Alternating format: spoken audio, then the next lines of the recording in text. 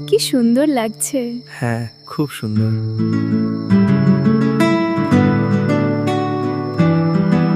কি অদ্ভুত, ওটা কি নেমে আসছে?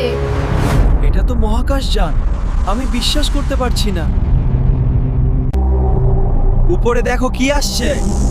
ও নো, আরে চলে যাও। ওকে ছেড়ে দাও। তুমি একা নও, এই শক্তি তোমাকে পরাজিত করবে। আমরা এখানে আছি। তুমি এখানে থাকতে পারবে না, চলে যাও। না, আমি করব না।